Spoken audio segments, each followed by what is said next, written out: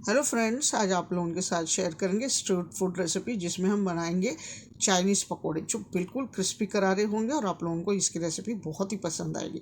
इसे आप सॉस के साथ खाइए या चटनी के साथ खाइए या फिर पाव के साथ भी खा सकते हैं। एकदम क्रिस्पी बनने वाले और साथ ही में हम आपके साथ शेयर करेंगे बिना प्याज लहसुन के एक सॉस की रेसिपी जो आप इसे सावन के महीने में खा सकते हैं। तो चलिए इसे कैसे बनाते हैं वो भी देख लेते हैं। तो चलिए फिर आज की रेसिपी की शुरुआत करेंगे। आज हम बनाएंगे चाइनीज़ पकोड़े, बिल्कुल स्ट्रीट स्टाइल और बहुत ही टेस्टी बनने वाले। चाइनीज़ पकोड़े मतलब जैसे हम प्याज के पकोड़े बनाते हैं ना, बिल्कुल उसी तरह हम पत्ता गोभी के पकोड़े बनाएंगे, यानी कैबेज पकोड़े। अगर आप मंचूरियन वाला बनाना चाहते हैं ना तो मैं उसको भी रेसिपी शेयर कर लूँगी, आप उसे भी बनाकर तैयार कर सकते हैं। तो चलिए शुरुआत करेंगे। तो देखिए, पकोड़े बनाने के लिए हमने पत्ता गोभी ले लिया, ये हमने आधा किलो ले लिया, आप अपने हिसाब से ले सकते हैं।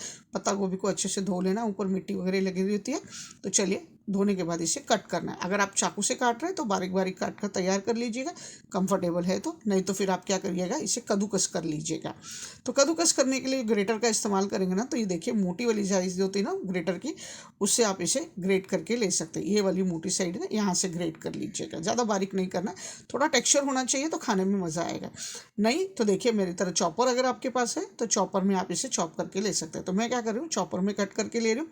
काम भी आसान हो जाएगा और जल्दी भी हो जाएगा। तो चलिए मैं इसे तैयार कर लेते हैं, फिर आप लोगों को दिखाती हूँ। बहुत बढ़िया बनने वाली है रेसिपी। देखिए, हमने चॉपर में इसे कट करके ले लिया है और इसका टेक्सचर देखिए इस तरह का होना चाहिए। तो खाते वक्त पत्ता गोभी मुंह में आएगी तो अच्छी लगेगी। अगर आप मंचूरियन वाला बनाना चाहते हैं ना तो इसमें आप गाजर को कद्दूकस करके डाल दीजिए। और सावन का महीना है, प्याज लहसुन खाते हैं, तो आप इसमें एक प्याज को भी कट करके डाल सकते हैं। हम बिना प्याज लहसुन के बना रहे हैं। तो चलिए शुरुआत करेंगे। अब हमने पत्ता गोभी को चॉप कर लिया, इसमें कुछ मसाले मिलाकर इसे हम 10 मिनट के लिए रख देंगे। तो जो पत्ता गोभी अपना मॉइस्चर छोड़ देगा। तो 1 टीस्पून हम इसमें डाल देंगे लाल मिर्च पाउडर। लाल मिर्च पाउडर ज़्यादा मत डालिएगा, 1 टीस्पून काफ़ी है। तो ये जो पत्ता गोभी हमने आधा किलो लिया था ना, तो इसमें से हमने डंठल हटाया, तो इसमें से हमें 400 ग्राम मिली है। मैं उसका हिसाब बता रही हूँ। अब हम इसमें आधा टीस्पून वाइट पेपर पाउडर डाल देंगे, यानी सफ़ेद मिर्च का पाउडर। अगर नहीं है तो काली मिर्च पाउडर डाल सकते हैं। और 2 बारीक कटी हुई हरी मिर्च डाल देंगे। और ये मैंने अदरक ले लिया है कद्दूकस करके। अगर आप प्याज लहसुन खा रहे हैं तो आप इसमें 1 टीस्पून अदरक लहसुन का प्याज डाल सकते हैं। तो मैंने 1 इंच अदरक को कद्दूकस करके ले लिया है। तो सारी चीज़ें डाल दी। अब इसमें डाल देंगे स्वाद अनुसार नमक। तो नमक अपने टेस्ट के हिसाब से डालिएगा। देखिएगा, अभी आपको पत्ता गोभी ज़्यादा दिख रही है तो आप उस हिसाब से मत डालिएगा, नमक थोड़ा कम डालिएगा। बाद में आप जब इसमें कॉर्नफ्लोर और मैदा मिलाएंगे ना, तब टेस्ट करके उसमें नमक एडजस्ट कर सकते हैं।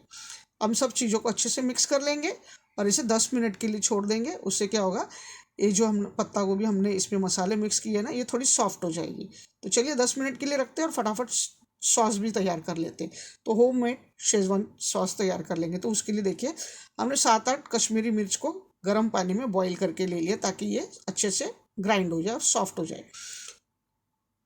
कश्मीरी मिर्च इसलिए क्योंकि इसमें तीखापन नहीं होता और कलर होता है। ये काफ़ी पुरानी मिर्च है, इसीलिए मेरे पास होती है तो मैंने वो ले लिया है। अगर आप तीखा खाते तो आप अपने हिसाब से वो वाली मिर्ची भी ले सकते हैं।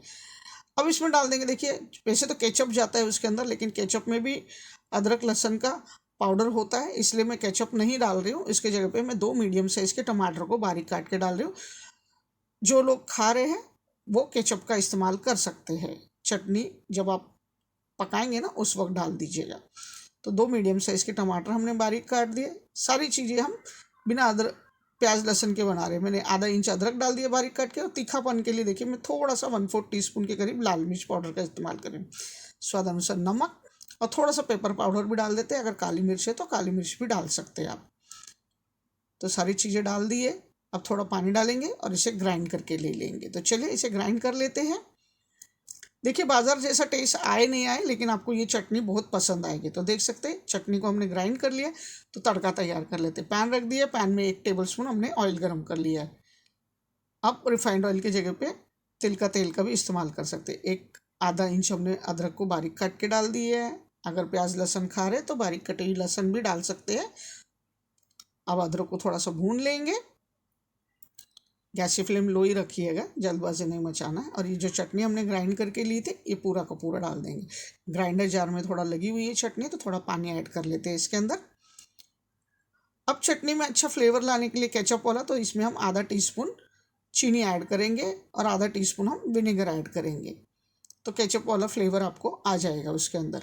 केचप खट्टा मीठा लगता है ना, वही वाला, इसीलिए मैंने इसमें चीनी और विनेगर ऐड किए। अब चटनी को हम कंटिन्यू चलाते हुए पका लेंगे। तो देख सकते हैं चटनी पकने लग गई है अच्छे से।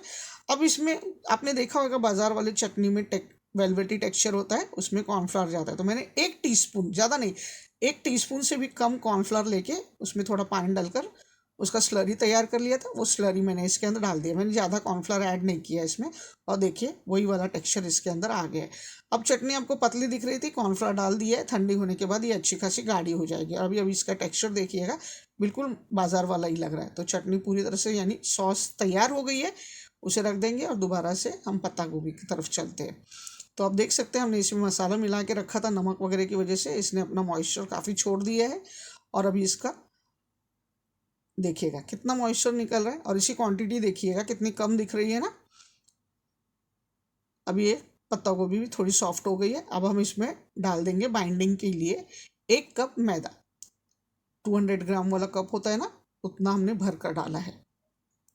तो 1 कप मैदा काफ़ी है, अगर थोड़ा लगे तो 1-2 टेबलस्पून आप ऐड कर सकते हैं उसके अंदर। अब इसमें इसको डाल देंगे कॉर्नफ्लावर। तो कॉर्नफ्लावर हमने 3/4 कप लिया है। कॉर्नफ्लावर अगर नहीं है तो आप इसकी जगह पे चावल का आटा डाल सकते हैं। अगर चावल का आटा भी नहीं है ना, तो पोहा अगर आपके पास होगा ना, तो पोहा को ग्राइंड करके डाल दीजिएगा, वो भी चल जाएगा। ये कॉर्नफ्लावर क्या करता है, पकौड़े को क्रिस्पी करता है, इसीलिए हम इसमें डाल देंगे। तो 3/4 कप, मैदा से कम डालिएगा कॉर्नफ्लावर को। अब इन सब चीज़ों को मिला लेंगे। अगर आपको कलर चाहिए, तो अगर आपको कलर नहीं पसंद तो आप इसी तरह फ्राई कर सकते हैं बिना कलर के। अगर आपको बाजार वाला जैसे कलर चाहिए तो आप इसमें फूड कलर ऐड कर सकते हैं। तो देखिए इसमें बाइंडिंग आने लग गई है। जितना हमने मैदा डाला था, 220 ग्राम्स वाला कप इस्तेमाल किया था हमने। मैंने आपको 200 ग्राम बोल दिया था, 220 ग्राम मैदा डाल दिया था हमने इसमें। अब हम इसमें बाजार वाला कलर इस्तेमाल करेंगे। तो ये हमने नेचुरल फूड कलर जो होता है ना, वो वाला इस्तेमाल करें, थोड़ा महंगा मिलता है। सिंथेटिक फूड कलर नहीं इस्तेमाल करते, मुझे फूड कलर पसंद नहीं आता है कभी भी, लेकिन मैं आपको आज बाजार वाला स्टाइल दिखा रही हूँ, इसीलिए कलर। बाजार में आपने देखा होगा कितना लाल एकदम रेड कलर वाला होता है पकोड़े, वैसा कुछ नहीं करना, हल्का सा कलर थोड़ा डाल दीजिएगा, दिखने में अच्छा लगेगा। अब इन्हें अच्छे से मिक्स कर लेना है। और देखिए ये अच्छे से मिक्स हो रहा है। और ये देखिए एकदम ज़्यादा चिपचिपा नहीं बना है, आराम से इसे हम उठा सकते हैं हाथों में। और देखिए देखिए बिल्कुल जैसे हम आटा गूंद कर तैयार करते हैं ना, बिल्कुल उसी तरह का हो गया। अभी आप कंफर्टेबल है तो डायरेक्टली तेल में फ्राई कर सकते हैं, या तो फिर इस तरह से आप प्लेट में छोटे छोटे बनाकर रख दीजिए और आराम से उठाकर तेल में डाल सकते हैं। लेकिन छोटे छोटे ही बनाइएगा, क्योंकि हमने इसमें मैदा और कॉर्नफ्लावर डाला है ना, तो उसे पकने में टाइम लगेगा, इसीलिए हाई फ्लेम पे नहीं फ्राई करना है, छोटे छोटे ही बनाइएगा और इसे मीडियम फ्लेम पे फ्राई करेंगे। तो देखिए मैं इस तरह बनाकर रख लेती हूँ। आप चाहे तो चम्मच से भी इसे बना सकते हैं, और इसके शेप का कोई टेंशन नहीं लेना है, टेढ़ा मेढ़ा शेप चल जाएगा, अच्छा क्रिस्पी बनेगा, इतनी गारंटी देती हूँ मैं। तो तेल गरम करने के लिए रख दिया था हमने। तो देखिए तेल गरम हो गया अच्छे से। अब गरम तेल में हम ये पकौड़े उठा उठा के डाल देंगे, हाथ बिल्कुल ख़राब नहीं होंगे। तो जितना आटे का टेक्सचर मैंने क्वांटिटी बताई ना, मैं आप डिस्क्रिप्शन में आपको लिख दूंगी, आप उसी तरह से डालिएगा। तो देखिए आराम से हम डाल रहे हैं, कोई जल्दबाजी नहीं मचाना। जैसे हम पकौड़े उसके अंदर डाल देंगे, गैस की फ्लेम मीडियम करना है और इसे मीडियम फ्लेम पे हम फ्राई कर लेंगे, क्रिस्पी भी हो जाएंगे और हमने जो मैदा वगैरह डाला है वो भी अच्छे से पक जाएगा। तो देखिए एकदम भीड़ नहीं मचानी है कढ़ाई के अंदर, थोड़ा थोड़ा करके फ्राई करेंगे हम, नहीं तो तेल एकदम ठंडा हो जाएगा और ये जो पकौड़े हैं ना, ऑयल पूरा सोख लेगा, अच्छा नहीं लगेगा, इसलिए थोड़ा थोड़ा पकौड़े फ्राई करना है। तो देखिए जैसे ये फ्राई होंगे अपने आप ऊपर आ जाएंगे, बिल्कुल चिपकेंगे नहीं कढ़ाई में। और देखिए हो गए हैं ये। अब मैं इसे पलट लेती हूँ। अब ये चिपके चिपके लग रहे हैं आपको, आराम से छूट जाएंगे जैसे जैसे फ्राई होंगे ना, टेंशन नहीं लेना है, आपको परफेक्ट रेसिपी बता रही हूँ मैं आपको। देखिए मेजरिंग कप का क्या होता है ना, किसी किसी का मेजरिंग कप 220 ग्राम वाला होता है, किसी किसी का 200 ग्राम्स का होता है, इसीलिए मैं आपको बता रही हूँ 220 ग्राम मैंने इसके अंदर मैदा लिया है।